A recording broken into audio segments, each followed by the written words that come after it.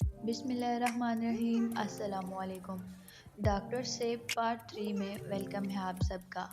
ان کی بیگم دوڑتی ہوئی لان میں آئیں تو وہ تھیلے کی جانب اشارہ کرتے ہوئے کچھ بولنے کی کوشش کر رہے تھے۔ ہنسی کا فوارہ تھا جو بند ہوتا تو کوئی لفظ ان کے منہ سے نکلتا۔ ایسا لگتا تھا جیسے اس آدمی کی موجودگی میں وہ اپنی ہنسی دبائے بیٹھے رہے جو اس کے جاتے ہی ابل پڑی ہے۔ ارے کچھ بتائیں بھی تو، کیا ہوا؟ بیگم نے پوچھا۔ اور اس تھیلے میں کیا ہے؟ ڈاکٹر سیب کے لیے سیب لے کر آیا تھا ان کا مریض۔ یہ الفاظ بڑی مشکل سے ان کی زبان سے ادا ہوئے۔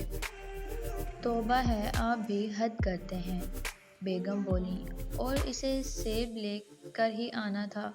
اس بات سے سردار جی پر دوبارہ ہنسی کا دورہ پڑ گیا۔ ان کی بیگم نے تھیلا اٹھایا اور کچن کی طرف یہ کہتے ہوئی چل دیں، اسے میں کہیں اندر رکھے دیتی ہوں، کہیں سیب کو دیکھ کر رافعہ چڑ ہی نہ جائے۔ اگلے ہفتے معلوم ہوا کہ ڈاکٹر رافعہ کو اپنے شعبے میں مزید مہارت حاصل کرنے کے لیے بیرون ملک جانا تھا۔ دراصل ملک میں دہشت گردی کے واقعات میں اضافہ ہو گیا تھا، جس میں بڑی تعداد میں بچے بھی زخمی ہو جاتے تھے۔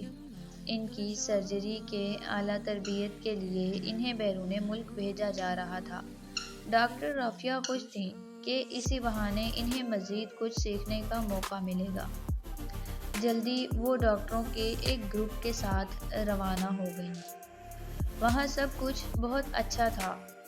تنہی سے کام کرنے والے ڈاکٹروں کے ساتھ ان کی بھی اچھی تربیت ہوئی، مگر انہیں کچھ بے چینی سی محسوس ہوتی تھی، جسے وہ دور کرنے کے لیے اپنے والدین کو فون کرتیں۔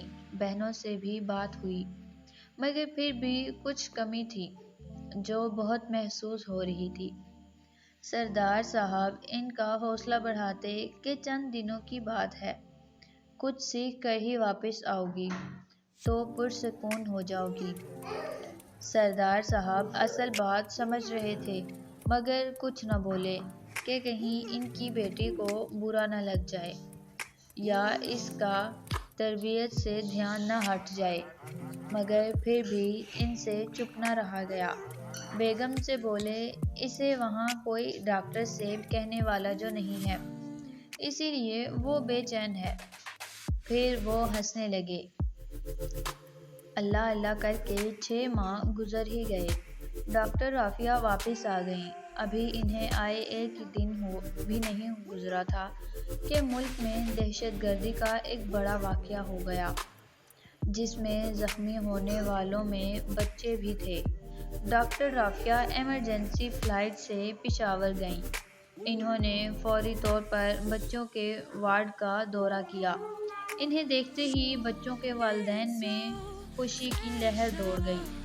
وہ آوازیں دے رہے تھے، ڈاکٹر سیب، ڈاکٹر سیب۔ وہ ایک بچے کا بغور معائنہ کر رہی تھیں، جس کی کل ہی سرجری ہوئی تھی۔ زخمی بچے کا باپ اس کی ماں کو تسلی دیتے ہوئے کہہ رہا تھا، خانم مارا، ہمارا پرانا والا ڈاکٹر سیب آ گیا ہے، اب ہمارا بچہ ٹھیک ہو جائے گا۔ اسی لمحے بچے نے آنکھیں کھول دیں۔ بچے کی ماں خوش ہوتی ہوئی بچے سے مخاطب ہوئی، گل خانہ وہ دیکھو، ڈاکٹر سیب آ گئی۔ بچے نے ڈاکٹر رافعہ کی طرف دیکھا۔ اس کی ہلکی سی آواز آئی، ڈاکٹر سیب۔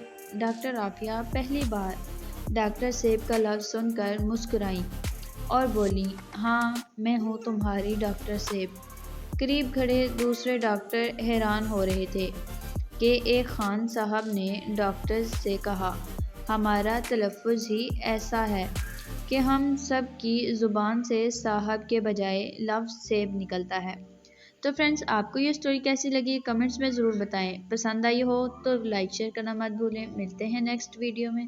Thanks for watching. اللہ حافظ۔